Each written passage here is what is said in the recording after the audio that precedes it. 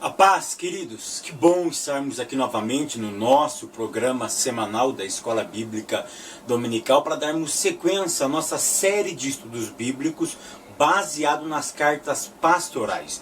E hoje nós chegamos na lição de número 6, que tem como título Conselhos Gerais. E a leitura bíblica em classe se encontra em 1 Timóteo, no capítulo de número 5, do verso 17 ao 22, e capítulo 6, do verso 9 ao verso de número 10. Mas como de costume, como é de praxe, eu sempre peço para que vocês se leiam todo o capítulo 5 e o capítulo 6, para que tenhamos uma melhor visibilidade daquilo que nós estaremos abordando no tema de hoje.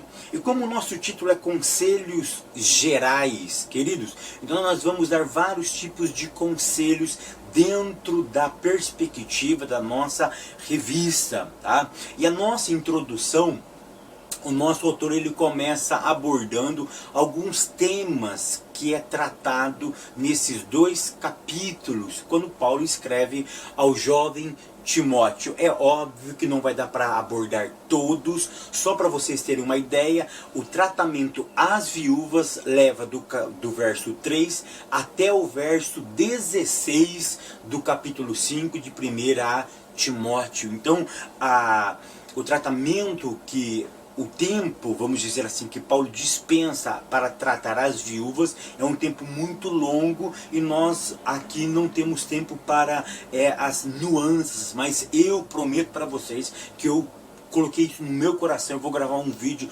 só sobre os tratamentos das viúvas, o tratamento às viúvas que a igreja deveria ter, que Paulo recomenda. E será que nós observamos isso? De que forma nós observamos, tá? Mas a introdução diz assim: Paulo inicia essa sessão admoestando o jovem pastor Timóteo. E qual é a admoestação? Primeira, a maneira correta de administrar. Tá? Administrar o que? As diferentes classes de pessoas dentro da congregação. Porque agora Paulo chega no capítulo 5 e ele vai trabalhar o que?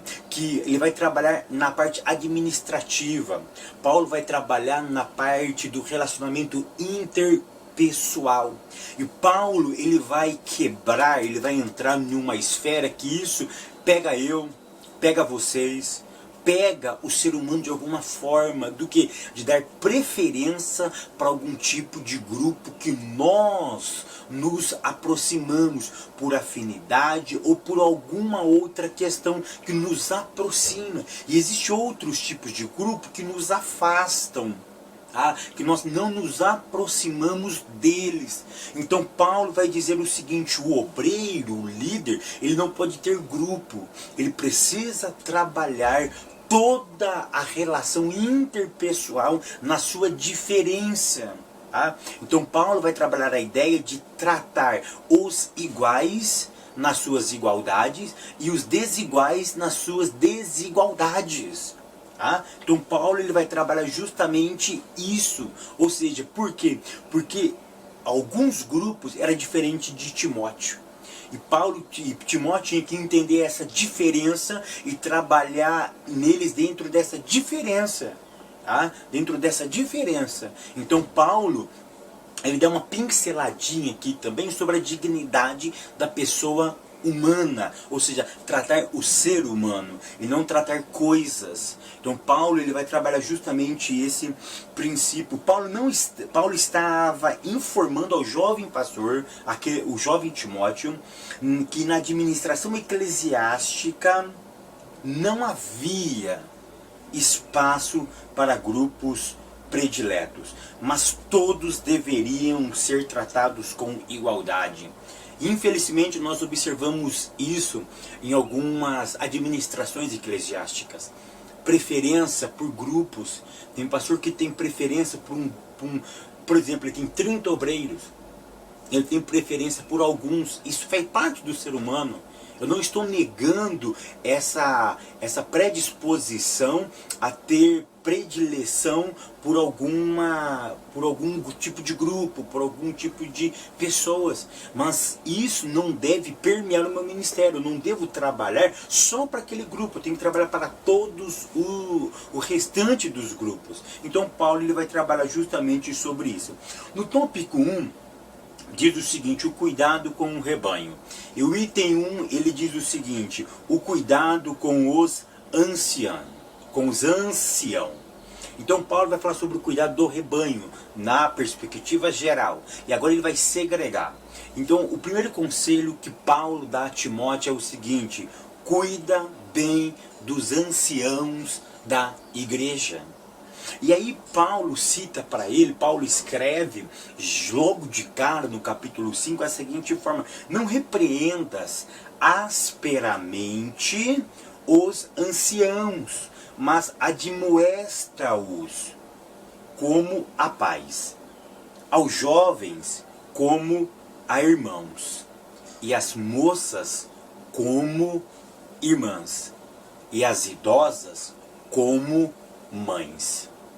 Então Paulo ele vai mostrar o que? Paulo ele vai quebrar aqui, ele vai tentar quebrar o que? Um possível orgulho a Timóteo. E isso tem relevância profética. Por quê? Porque nós, jovens, temos a tendência de menosprezar o que? Os anciões da igreja. Porque às vezes alguns jovens, por ter mais conhecimento, e hoje nós estamos vivendo a era do conhecimento, nós menosprezamos a experiência desses anciãos. Então Paulo, ele vai dizer o seguinte, Timóteo, você deve repreender eles sim, porque Timóteo agora era o pastor. Então tinha uma problemática, um menino pastor, um jovem pastor e um grupo de anciãos na igreja, muito mais experientes do que esse menino, do que esse jovem. Então como deveria ser essa relação? Timóteo tinha que impor, mostrar para eles que o cajado estava com ele agora e que todos tinham que respeitá-lo. Timóteo tinha que impor isso. Querido, eu sempre aprendi uma coisa, a autoridade não se impõe, se conquista. E nós estamos vendo muitas pessoas impondo autoridade e não conquistando autoridade. Eles querem respeito, mas não se dão respeito. Então a autoridade você não impõe, você conquista ao longo do tempo. Isso deve ser cultivado. E Paulo vai dizer para Timóteo, Timóteo, agora você está com um problemão na mão. E você vai trabalhar da seguinte forma. Eu acho muito lindo a maneira que Paulo estabelece aqui. Paulo diz o seguinte, olha, não repreendas asperamente. Ou seja, Paulo não está pedindo para ele não repreender. Paulo está dizendo o seguinte, ó, você deve repreender. Mas qual é a maneira? Você não pode repreender de forma abrupta. Porque o termo aqui, o verbo aqui de ser áspero, no original grego, significa violentamente, de forma rude, de forma sem educação. Então Paulo diz para Timóteo, repreenda, essa é a tua função, mas não repreenda asperamente. Repreenda com doçura, repreenda com amor. É por isso que Paulo diz, olha, não seja violento nas suas palavras, mas admoesta-os, exorta-os. É tão lindo esse texto que a palavra admoestar, a palavra exortar aqui no grego é paracleto. É a mesma palavra, a raiz é a mesma para o Espírito Santo quando ele viesse. Uma das finalidades deles era consolar, era o paracleto, era aquele que estaria do lado consolando no momento difícil. Então Paulo diz para Timóteo, Timóteo, não seja áspero, não seja violento no seu falar, mas trabalhe com os anciões de forma amorosa, fique do lado deles, consolando com as minhas palavras. É isso que Paulo diz aqui para Timóteo. Paulo queria quebrar o orgulho que ronda alguns jovens. E hoje nós temos uma onda muito grande, né? Esses jovens pregadores que estão se levantando, esses jovens ensinadores que estão se levantando, nós temos que olhar para o passado. da turma aí, eu e o Nildo, lá do Paraná, eu acho que são os mais jovens. Nós temos que olhar pros anciões que nos antecederam, que já estão numa longa caminhada. Quando nós nascemos, eles já ensinavam. E a gente deve dar valor a esses homens.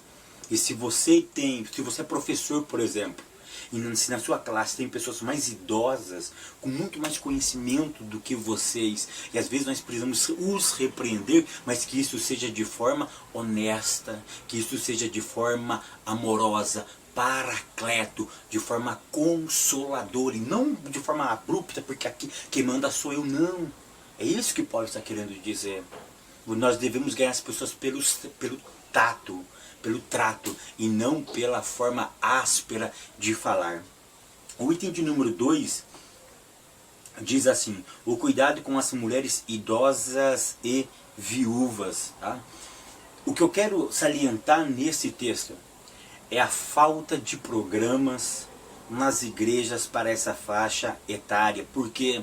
Porque a Bíblia sempre se preocupou com essa faixa etária.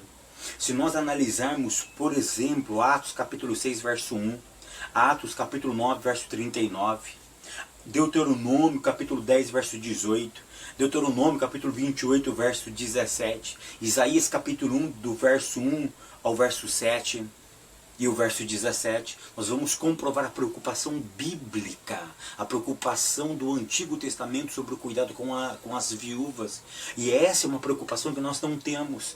Paulo, ele investe tempo, e eu prometo para vocês que eu vou gravar um vídeo só sobre isso. Mas o que eu quero salientar aqui, que nós devemos levar para a sala de aula. Nós temos um programa especial para cuidar das viúvas da igreja, ou elas estão sendo abandonadas? E Paulo diz que não, elas não podem ser abandonadas. Então Paulo diz o seguinte para Timóteo: Timóteo, você deve trabalhar, preste atenção, você deve trabalhar o relacionamento interpessoal na igreja de forma familiar. Por quê? Porque os anciões você repreende como pai, as viúvas, as mulheres idosas, como mãe, os jovens como irmãos, e as moças como as suas irmãs, com castidade. Ainda Paulo dá uma saliência, com castidade. Ou seja, a ideia era a ideia familiar. Nós estamos unidos em família e não pode ter uma discórdia. Um tem que respeitar a posição do outro. Tá? Então Paulo, ele vai trabalhar assim, que precisa ter um programa para as viúvas dentro da congregação local. Aí eu disse o seguinte: qualquer negligência a um programa das viúvas de forma bíblica e honesta é uma depravação das Sagradas Escrituras. Se nós não abordarmos esse tema e não praticarmos de forma honesta, nós estamos deturpando um texto sagrado. E sabe por quê? Porque isso não traz ibope, isso não traz glória, isso traz custo. E todas as vezes que nos traz custo, todas as vezes que nos traz ônus, uma atividade eclesiástica, nós pensamos 1000 vezes para fazer. Mas se nos traz bônus, se nos traz bonificação, aí nós fazemos. Cuidado, vamos repensar esses valores bíblicos e espirituais. Item de número 3, o cuidado com os ministros fiéis. Vocês observam que do verso 2... verso 3, ele pula para o 17, por quê? Porque do verso 2, do verso 3 até o 16 é só sobre viúvas. E aí ele pula para o verso 17.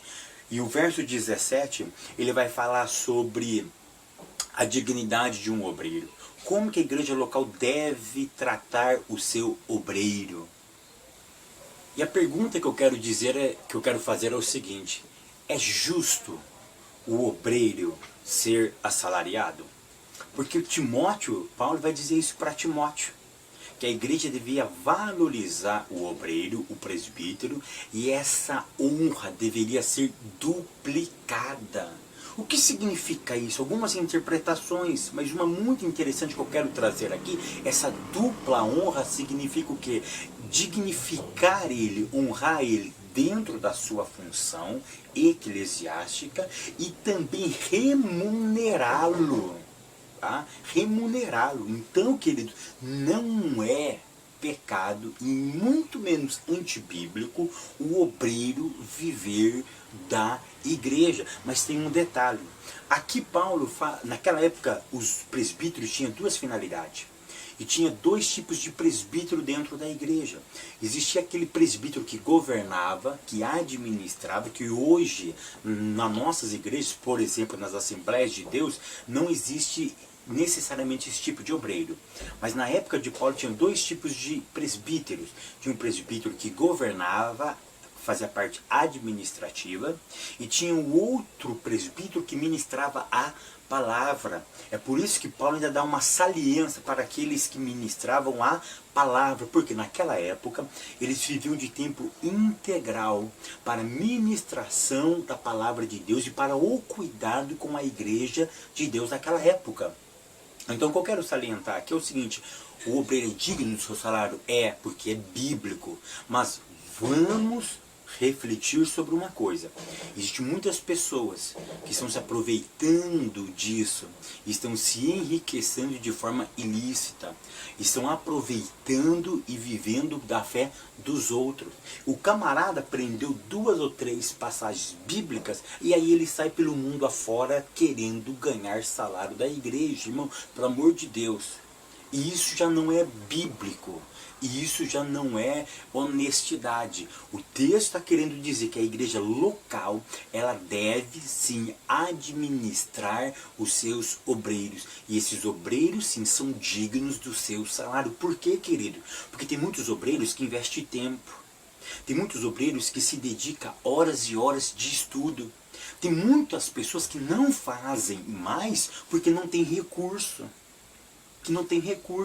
Eu queria ter esses recursos, é que eu não tenho recurso. Mas se eu tivesse recurso, eu queria postar um vídeo por dia. Eu queria dar aula de hebraico, eu queria dar aulas de teologia, tudo de forma gratuita. Para quê? Para nós termos mais conhecimento ainda. Mas nos falta recurso. Então Paulo está dizendo que o obreiro é digno do seu salário.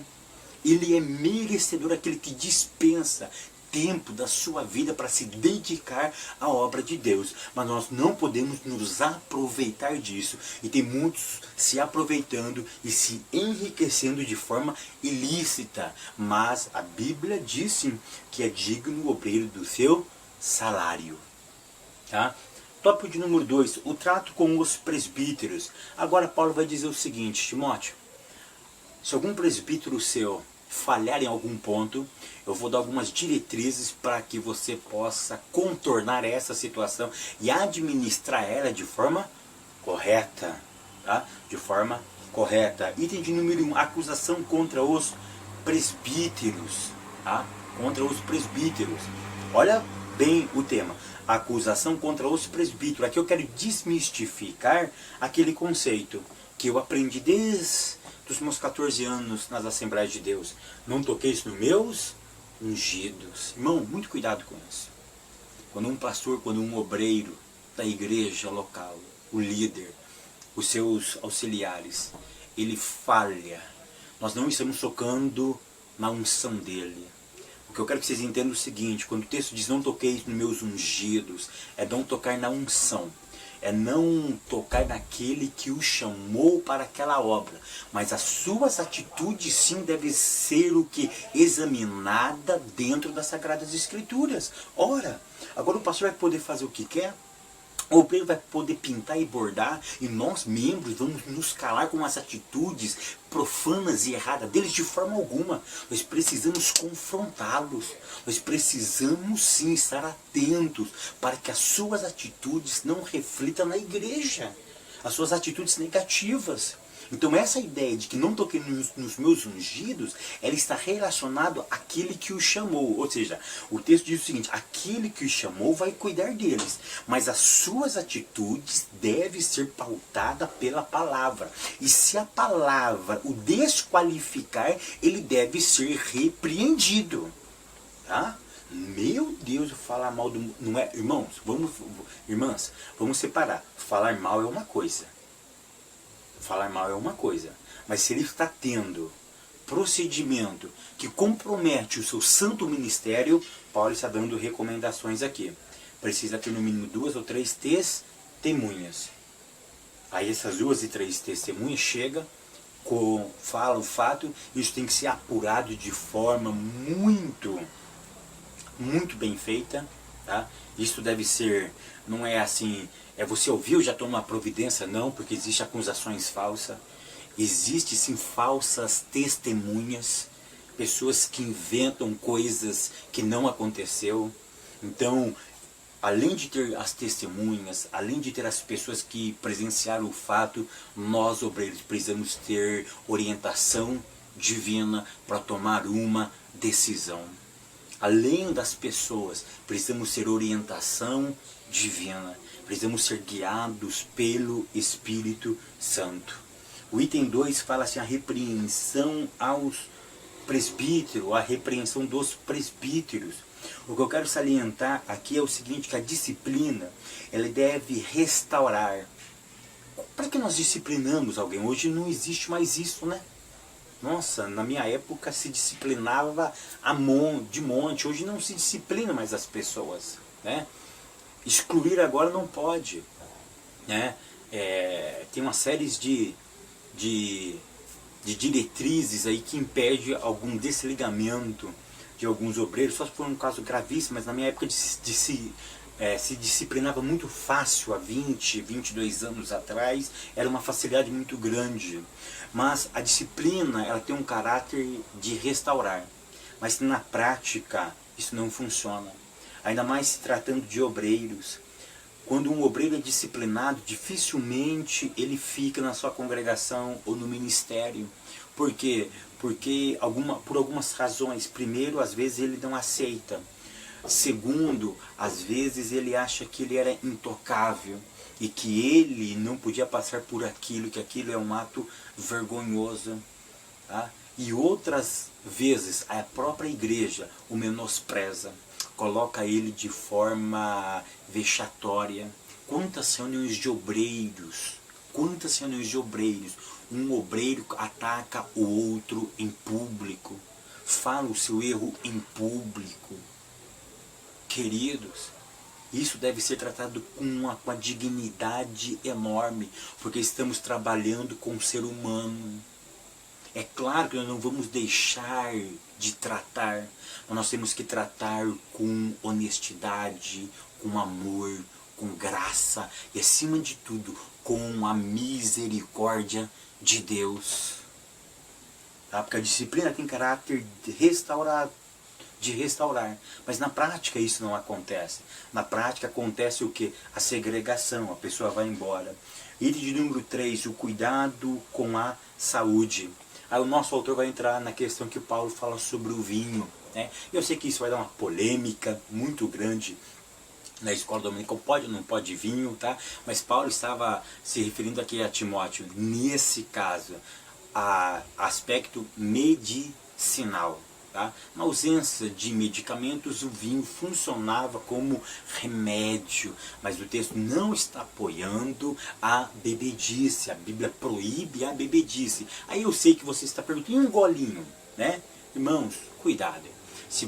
Eu posso tomar um golinho de vinho que comigo não acontece nada, porque eu não gosto de álcool, nunca gostei de álcool, tá? Nunca gostei. Você pode colocar uma garrafa aqui que isso não me atenta. Mas se você tem uma predisposição a isso, foge disso, meu irmão. Foge disso. Ah, mas a Bíblia dá autorização. Mas se você tem uma predisposição a isso, cai fora. Foge. Né? Você pode, na sua casa, você pode colocar cerveja, vinho, vodka. Pode colocar o que quiser. Não me atinge. Eu não gosto, nunca gostei. Mas se isso te atrai, foge. Foge. Não tenta ajustar a Bíblia para você. Se ajusta a você a Bíblia, tá bom?